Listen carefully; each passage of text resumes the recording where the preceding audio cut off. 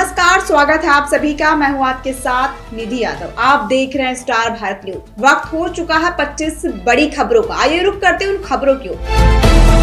जहां भाजपा नेता संजीव चौहान पर हमला हुआ, जिसका सीसीटीवी वीडियो सामने आया है। वीडियो में कई लोग भाजपा नेता को बुरी तरह से पीटते हुए नजर आ रहे हैं। हमले के बाद संजीव चौहान को अस्पताल में भर्ती कराया गया है। यह हमला उस समय हुआ जब वह घर लौट रहे थे। हमलावर अभी भी अज्ञात है और पुलिस किसी दबंग को गिरफ्तार नहीं कर सकी है। घायल संजीव चौहान भाजपा के मंडल अध्यक्ष, घटना थाना माजोरा क्षेत्र के प्रकाश नगर चौराहे की।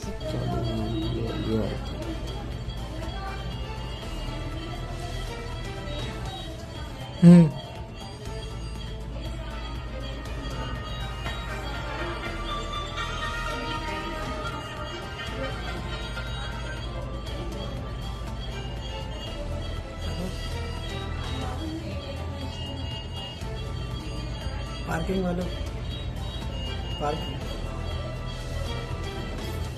पार्किंग वाला ही मैंने कर दिया। मेरी बात करो गार्ड से।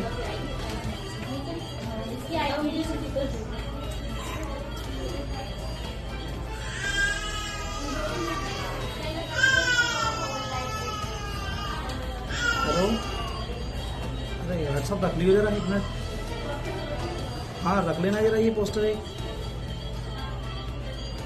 हाँ आप गुजरात के अहमदाबाद की एक बैंक में ब्रांच मैनेजर और कस्टमर के बीच एफडी और टीडीएस कटौती को लेकर जमकर लड़ाई हो गई, जिसका वीडियो इंटरनेट पर छाया हुआ है। कस्टमर और बैंक मैनेजर के बीच भीषण युद्ध देखने को मिला। ग्राहक को अपने बॉस से अलग करने में सभी बैंक कर्मचारी जुट जाते हैं। कस्टमर का उग्र व्यवहार देख इंटरनेट यूजर्स भी वायरल वीडियो पर जमकर कमेंट कर रहे हैं।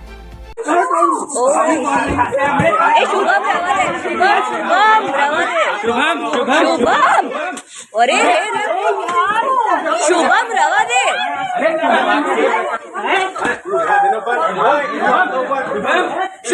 दे। शुभम रवा दे। शुभम रवा दे।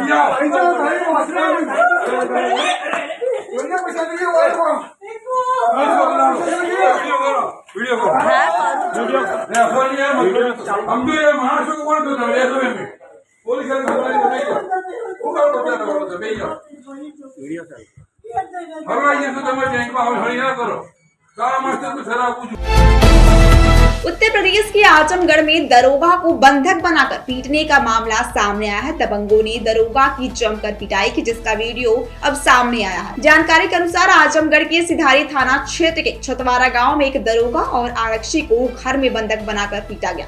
यह घटना जमीनी विवाद की शिकायत के सिलसिले में हुई। दरोगा और आरक्षी जांच करने गांव पहुंचे थे, लेकिन दबंगों ने उन्हें पीटा और आरक्षी की वर्दी भी फाड़ दी। इसके बाद सूचना मिलते ही मौके पर पहुंची पुलिस ने दोनों को बचाया। इस घटना के बाद पुलिस ने कड़ा एक्शन लिया है, साथ ही गिरफ्तारी की भी बात कही है। पुलिस की टीम कलंदर बस्ती गांव छतवारा थाना सिधारी एक प्रार्थना पत्र की जांच में गई हुई थी। वहां पर पुलिस के साथ अभद्रता करेगी। इसमें पुलिस के द्वारा मुकदमा अपराध संख्या 466/24 अंतर्गत धारा 35, 115(2), 352, 351(2), 331 व 332 बीएनएस का कायम किया गया है। इसमें 5 लोग नामजद किए गए, जिसमें 2 की गिरफ्तारी पुलिस द्वारा की जा चुकी है। शेष 3 लोगों की गिरफ्तारी का प्रयास चल रहा है। शीघ्र ही सभी अभियुक्तों को गिरफ्तार कर वैधानिक कार्रवाई पुलिस के द्वारा की जाएगी।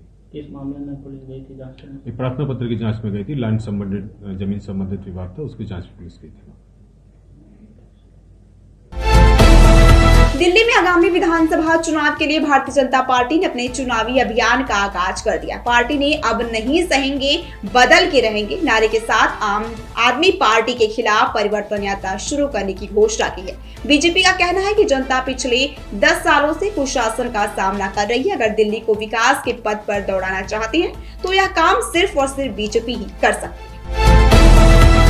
असम में कैबिनेट विस्तार हुआ है। मुख्यमंत्री हिमंत बिस्वा शर्मा की अगुवाई वाली असम मंत्रिमंडल में 4 नए चेहरे शामिल किए गए। असम के राज्यपाल लक्ष्मण प्रसाद आचार्य ने 4 नए मंत्रियों को पद की शपथ दिलाई।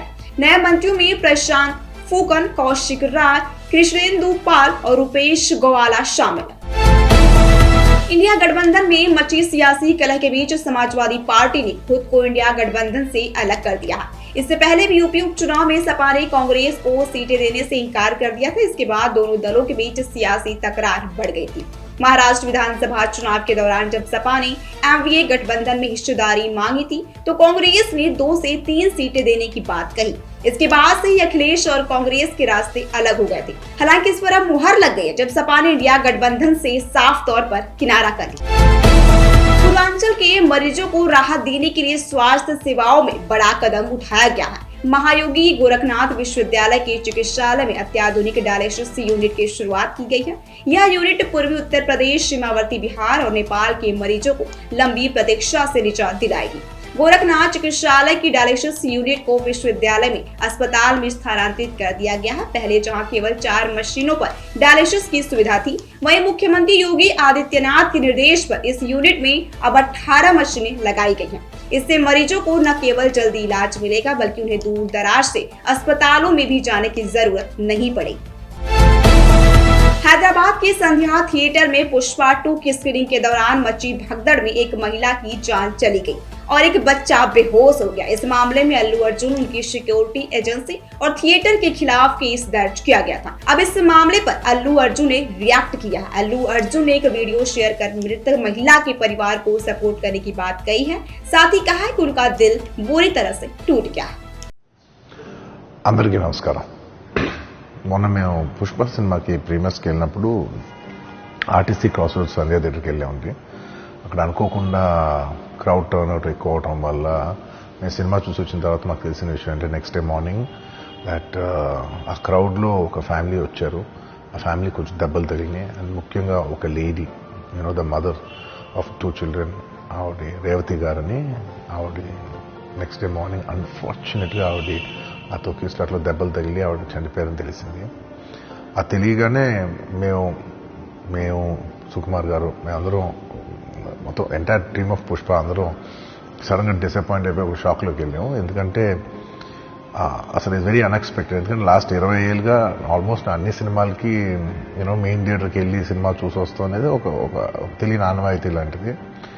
అండ్ ఇన్నేళ్ళుగా ఎప్పుడు జరగలేదు. సడన్గా ఇది జరిగేసరికి మేమందరం కూడా చాలా డిసప్పాయింట్ అయ్యి చాలా షాక్లోకి వెళ్ళాం.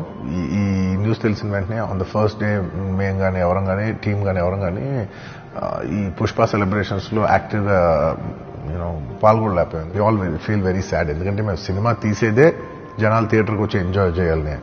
అలాంటి థియేటర్లో ఇలా ఒక ఇన్సిడెంట్ అయ్యేసరికి వి ఆల్ అది మాటలో చెప్పలేకపోతున్నా. Firstly, I would like to say condolences to the entire family. Of Revati Gar family ki condolences from me and the entire team of Pushpa. మేము ఏం చేసినా ఈ లాస్, మేము ఏం చేసినా ఎంత మాట్లాడినా this loss can never be covered. And మా సైడ్ నుంచి what we would like to say is that we want to tell you that we're emotionally there for you. మీకు ఏం కావాల్సిన, మాకు కుదిరినంత శక్తిలో మీకు ఏ హెల్ప్ కావాలన్నా ఎలా కావాలన్నా we like to tell you that we like to be there for you. And నా తరపు నుంచి I'd like to donate an amount of rupees 25 lakhs. This is just as a goodwill gesture. అంటే నేను మీ వైపు I'm there for you. నా యాక్షన్స్లో చూడండి, నన్ను నమ్మండి, నేను మీకోసం ఉన్నాను అని ఒక జెస్చర్గా I'd like to give them 25 lakhs rupees for their future, to secure their future. And especially పిల్లలు ఉన్నారంట. So to tell them that I'll be there for them. వాళ్ళకి ఏ కైండ్ ఆఫ్ సపోర్ట్ కావాలన్నా కూడా will try to be there as much as possible అని ఒక good will జెస్చర్గా చేస్తున్నాం. And దీనికి జరిగిన మెడికల్ ఎక్స్పెన్సెస్, దీనికి సంబంధం లేకుండా దీనికి జరిగిన మెడికల్ ఎక్స్పెన్సెస్, మిగతా ఎక్స్పెన్సెస్ అంతా కూడా మేము we'd like to take care of it and keep you comfortable at this hour.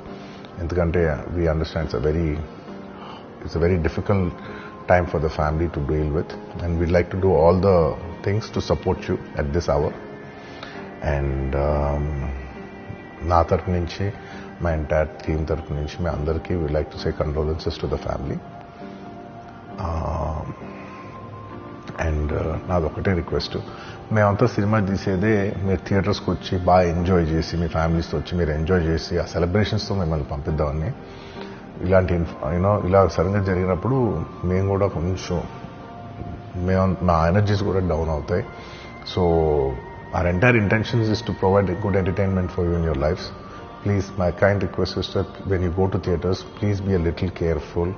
మంచిగా చూడండి, సినిమా చూడండి, ఎంజాయ్ చేయండి, వచ్చి please come back home safe. Thank you. Adani मुद्दे को लेकर विपक्षी गठबंधन यानी कि इंडिया की सांसद ने प्रदर्शन किया. उन्होंने शुक्रवार को संसद परिसर में काले रंग का मास्क पहनकर और हाथों में संविधान की प्रति लेकर मार्च निकाला. इस मार्च में कांग्रेस, आरजेडी, झारखंड मुक्ति मोर्चा और कुछ अन्य दलों के सांसदों ने प्रधानमंत्री नरेंद्र मोदी के खिलाफ नारे लगाए और जवाबदेही तय किए जाने की मांग की.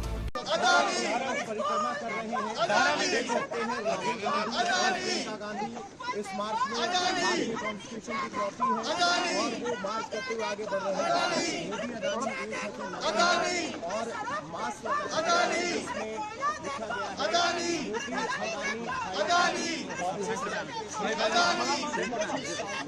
है महाराजगंज में एक अनोखी शादी के उत्सव देखने को मिला, जहां शादी से पहले बेटी को घोड़ी पर बिठाकर घुमाया गया. इसके बाद बैंड बाजा और डीजे की धुनों पर परिवार के लोग खुशी से नाचते गाते हुए उत्सव का आनंद लेते साफ तौर पर वीडियो में दिखाई दे सकते हैं. यह माहौल पूरी तरह से रंगीन और जोशीला था, जिसमें सभी लोग एक साथ मिलकर इस खास मौके का जश्न मना रहे थे. इस खुशी भरे पल को कैमरे में कैद किया गया और सोशल मीडिया पर यह वीडियो वायरल हो रहा है.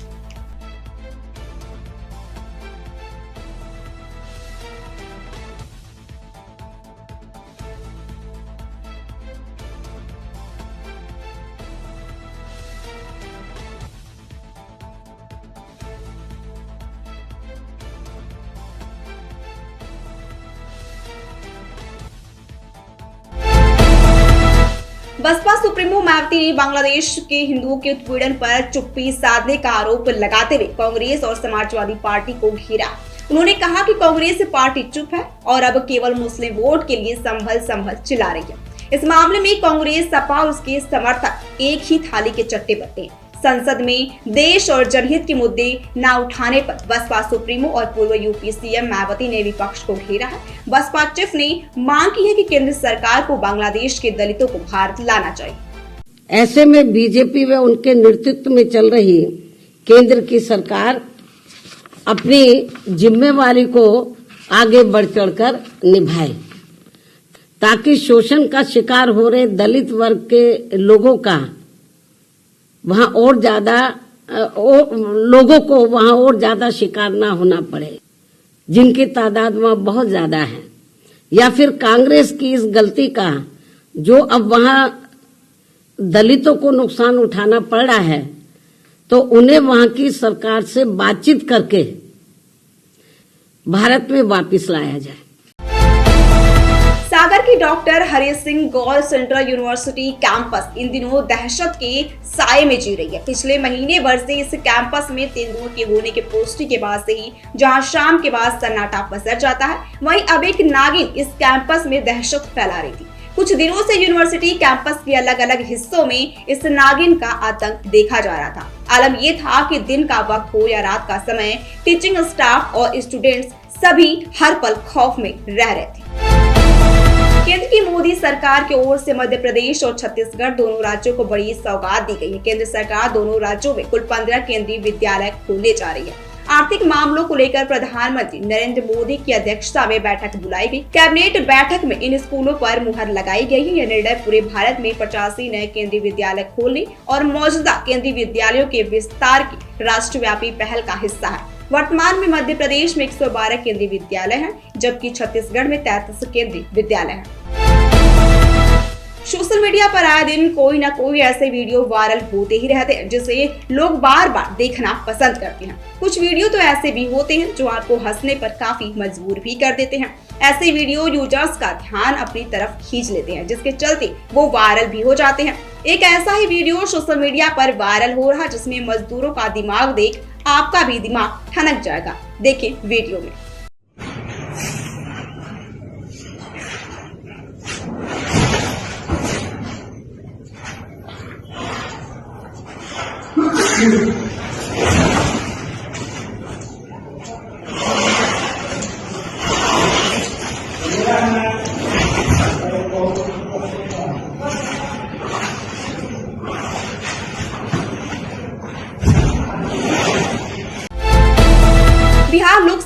की परीक्षा को लेकर बवाल मच गया है। 13 दिसंबर को बीपीएससी की प्रारंभिक परीक्षा हो रही है, जिसके नियमों में बदलाव को लेकर बीपीएससी ऑफिस के बाहर अभ्यर्थी प्रदर्शन करने लगे। बीपीएससी ऑफिस के बाहर सैकड़ों की संख्या में छात्र और अभ्यर्थी एकत्रित होकर नारेबाजी करने लगे, जिसके बाद पुलिस को स्थिति को काबू में करने के लिए लाठीचार्ज तक करना पड़ा। सारे बवाल के बाद अब बीपीएससी की ओर से इसको लेकर सफाई दी गई है, जिसमें कहा गया है कि नॉर्मलाइजेशन 71वीं बीपीएससी परीक्षा से लागू किया जाएगा।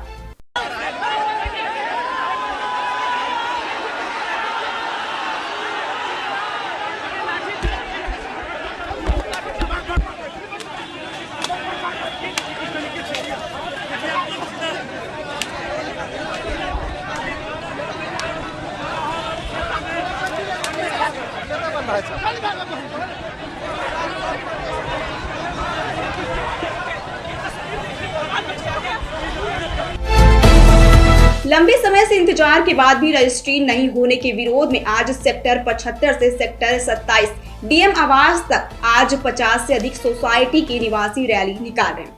आम्स गोल्ड एवेन्यू के निवासी नवीन मिश्रा ने बताया कि प्राधिकरण का ज्ञापन देने के बावजूद उनकी मांगें नहीं पूरी हुई हैं। अब सोसाइटी वासियों की ओर से सुबह रैली निकाली गई है। रैली विशेष तौर पर मालिकाना हक और रजिस्ट्री की मांग को लेकर आयोजित की गई है। उन्होंने कहा कि जब तक फ्लैट के खरीदारों की रजिस्ट्री नहीं होती, उन लोगों का विरोध प्रदर्शन ऐसे ही जारी रहेगा। पटना में बीपीएससी परीक्षा के नॉर्मलाइजेशन के विरोध में हुए प्रदर्शन के दौरान शुक्रवार शाम कोचिंग संचालक खान सर और छात्र नेता दिलीप को पुलिस ने हिरासत में ले लिया था। सुबह से ही अभ्यर्थी नॉर्मलाइजेशन नीति के खिलाफ प्रदर्शन कर रहे थे, जिसके दौरान पुलिस को लाठीचार्ज भी करना पड़ा था। खान सर प्रदर्शनकारियों के समर्थन में गर्दनी बाग घटना स्थल पर पहुंचे थे। प्रशासन ने जल्द ही प्रदर्शनकारियों को हटाने की बात कही है। हालांकि बाद में पुलिस ने खान सर को हिरासत में लिए जाने की खबर का साफ तौर पर खंडन किया है और कहा है कि उनके आग्रह पर ही पुलिस खान सर को उनकी गाड़ी तक पहुंचने के लिए कही गई। प्रशासन ने जल्द ही प्रदर्शनकारियों को हटाने की बात कही है। हालांकि बाद में पुलिस ने खान सर को हिरासत में लिए जाने की खबर का साफ तौर पर खंडन किया है। हमें अलग से टाइम दो, नॉर्मलाइजेशन नहीं सहेंगे। छात्र एकता इस तरह से देखिए, आप लोग देखेंगे कितना दूर पर आपके साथ बर्बर व्यवहार हुआ। हम लोगों को मीटिंग में बैठा के और जबरदस्ती थोप रहा था। आयोग ऑफिशियल वीडियो जारी करे कि किस तरह से उन्होंने शिक्षकों के साथ अपना अधिकार थोपा था। आप मानिए और कहिए कि ऑफिशियल वीडियो जारी करिए, वहां पर जारी करिए, तब समझ में आएगा कि हम लोग के साथ कितना दुर्व्यवहार किया वहां पर। वहां से हम लोग एकदम निराश होकर आए। कोई कह दे कि कोई खुश होकर आया था। ओरिजिनल वीडियो जारी करे किस तरह से थोप रहे थे हम लोग के ऊपर। वहां पर दूध का दूध और पानी का पानी हो जाएगा। हम जब तक यहाँ से नॉर्मलाइजेशन रद्द नहीं होगा, वापस ये लास्ट समय जो आपका बर्बाद हुआ है, ये इन्हें वापस देना होगा। आयोग का था तो बच्चों का फॉर्म क्यों नहीं लिए? बच्चों का फॉर्म भरने का एक्स्ट्रा टाइम दे। सर्वर तुम्हारा खराब था यार, सस्ता सर्वर लेके यूज किया तो समझे। अब हम सब देखिए, हमारा आपका यहाँ व्यक्तिगत बात नहीं है। हम लोग का बस एक मांग है, हम सब हिंदुस्तानी है यहाँ पे। हम सब लोग का बस एक मांग है, क्या चीज? नॉर्मलाइजेशन अलग से समय दे सर्वर। प्रयागराज में एम्स की स्थापना की मांग में दाखिल जनहित याचिकाओं पर सरकार ने हलफनामा दाखिल किया। इसमें बताया गया है कि वर्ष 2025 से 2026 में प्रयागराज में एम्स बनाने की केंद्र सरकार की कोई योजना नहीं है। याचिकाकर्ता अधिवक्ता ने पूरक हलफनामा दाखिल कर कोर्ट को बताया कि केंद्र सरकार ने वाराणसी में एम्स की तर्ज पर बजट देने के लिए केंद्रीय स्वास्थ्य एवं परिवार कल्याण विभाग और काशी हिंदू विश्वविद्यालय वाराणसी के केंद्रीय स्वास्थ्य एवं परिवार कल्याण विभाग और काशी हिंदू विश्वविद्यालय यानी कि वाराणसी की 21 नवंबर 2024 को MOU पर हस्ताक्षर किया। केंद्र सरकार वाराणसी में नया एम्स बनाने जा रही है। मोतिहारी जिले के रक्सौल में एक बड़ी चावल कंपनी में आयकर विभाग और ईडी की टीम ने छापेमारी किया। चावल कंपनी रिपुराज एग्रो प्राइवेट लिमिटेड ने एक्सॉल मोतिहारी, हरसिद्धि पटना और दिल्ली के ठिकानों एजेंसियों ने यह छापेमारी की है। छापेमारी में 300 से अधिक कर्मचारी और जवान शामिल थे। शुक्रवार देर रात तक यह छापेमारी की गई। कंपनी पर आयकर चोरी का आरोप है। जानकारी के मुताबिक यह कंपनी बिहार, उत्तर प्रदेश समेत आसपास के कई राज्यों और देशों में चावल का कारोबार करती है। यूपी में धीरे धीरे ठंड बढ़ गई। पूर्वी और पश्चिमी हिस्से में देर रात और सुबह कहीं कहीं कोहरा छा रहा है। उत्तर प्रदेश में 10 तारीख तक बारिश की भी संभावना जताई जा रही है। वहीं मौसम विभाग के अनुसार दिल्ली में 15 दिसंबर के बाद ठंड की शुरुआत हो जाएगी। दिसंबर की शुरुआत से ही दिल्ली में ठंड का असर देखने को कम ही मिला है। दिल्ली में आज न्यूनतम पारा 8 डिग्री से अधिकतम पारा 25 डिग्री तक जा सकता है। असम की बराक घाटी में होटल और रेस्टोरेंट मालिकों ने यह घोषणा की है कि जब तक बांग्लादेश में हिंदू और अन्य अल्पसंख्यकों समुदायों के लोगों पर हमले बंद नहीं हो जाते हैं, तब तक वे बांग्लादेशी नागरिकों को सेवाएं नहीं देंगे। दरअसल बराक घाटी और असम का एक क्षेत्र है जिसमें कछार, करीमगंज और हैलाकांडी जिले शामिल है। यह बांग्लादेश के सिलहट क्षेत्र के साथ 129 किलोमीटर लंबी सीमा साझा करता है। बिहार के बेगूसराय जिले में कार्यकर्ता संवाद कार्यक्रम के दौरान राजद नेता तेजस्वी यादव ने बड़ा ऐलान किया है। उन्होंने कहा कि अगले साल होने वाले बिहार विधानसभा चुनाव में उनकी सरकार बनी तो बुजुर्गों को 1500 रुपए प्रति माह पेंशन दी जाएगी। बता दें कि इससे पहले गुरुवार को खड़गिया में अपने कार्यक्रम के दौरान राजद नेता ने वादा किया था कि अगले साल राजद की सरकार आती है तो वह पूरे बिहार में लोगों को 200 यूनिट बिजली मुफ्त देंगे। इसलिए मिलजुल करके रहना है सबको। ये लोग तलवार देना चाहता है भाजपा वाला, लोजपा वाला, और हम लोग कलम देना चाहते हैं, आपके हाथ में नौकरी देना चाहते हैं। अब तय आप लोग करो कि कलम उठाना चाहते हो कि तलवार उठाना चाहते हो। सर्दियां दस्तक दे चुकी हैं, शादियों का सीजन चल रहा है। आपके पास भी एक आधा न्योता आया ही होगा। अगर इससे पहले कि आप दावत का लुत्फ उठाएं, जरा एक नजर अपनी जेब पर भी डाल लीजिएगा, क्योंकि कहीं न कहीं खाने की ये थाली आपकी जेब पर भारी पड़ सकती है। अगर शाकाहारी हैं तो आपको ज्यादा महंगा पड़ेगा, मांसाहारी हैं तो थोड़ा कम महंगा पड़ेगा। मगर गौर करने वाली बात यह है कि आपके खाने की थाली महंगी हो चुकी है। सिर्फ नवंबर महीने में आपके खाने की वेज थाली 7% और नॉन वेज थाली 2% महंगी हो गई है। एक रिपोर्ट में इसका खुलासा हुआ है। दीपिका पादुकोण इन दिनों बेटी दुआ पादुकोण सिंह की परवरिश और नई मां बनने के सुख में बिजी नजर आ रही हैं। सितंबर 2024 में मां बनी दीपिका ने सिंघम अगेन के प्रमोशन में भी दूरी बनाए रखी। हालांकि वह सोशल मीडिया पोस्ट के जरिए अपना अपडेट देती नजर आई हैं। इस बीच उनका पहला पब्लिक अपीयरेंस देखने को मिला है, जो था पंजाबी सिंगर दिलजीत दोसांझ के बेंगलुरु कॉन्सर्ट का। इतना ही नहीं, वह स्टेज पर पहुंच गई और सिंगर को कन्नड़ लाइन सिखाती दिखी, तो वो उनके गाने लवर पर डांस करते हुए भी नजर आई, जिसका वीडियो तेजी से सोशल मीडिया पर वायरल हो रहा है। नानू निनिगे प्रीतिस्तिनी पहले याद करके आया। Thank you so much guys. Deepika Padukone, can you going guys? कितना प्यारा इन्होंने काम किया है। हमने इनको बड़े पर्दे पे देखा है, कभी सोचा नहीं था इतनी पास से देखने को मिलेंगे। इतने खूबसूरत, इतने प्यारे और अपने दम पे जिन्होंने जगह बनाई है बॉलीवुड में, इतना अच्छा प्यारा काम किया है। आप सबको फख्र होना चाहिए, हम सबको फख्र है। बहुत बहुत प्यार। आप हमारे शो पे आए, बहुत बहुत शुक्रिया। Thank you so much ma'am. Thank you thank you thank you thank you. South superstar Allu Arjun और रश्मिका मंडाना की action film Pushpa 2 the Rule की रिलीज का आज तीसरा दिन है। बॉक्स ऑफिस पर लगातार रूल कर रही ये फिल्म अपनी कमाई से लोगों को चौंका रही है। इसे दर्शकों का जबरदस्त रिस्पांस भी मिल रहा है। तभी तो सुकुमार के निर्देशन में बनी पुष्पा 2 इंडिया की सबसे बड़ी ओपनर बन गई है और इसने ऑस्कर विनिंग एसएस राजामौली के फिल्म RRR का रिकॉर्ड ध्वस्त कर दिया। हालांकि 2 दिन में वर्ल्ड वाइड 400 करोड़ से ज्यादा कमा चुकी पुष्पा 2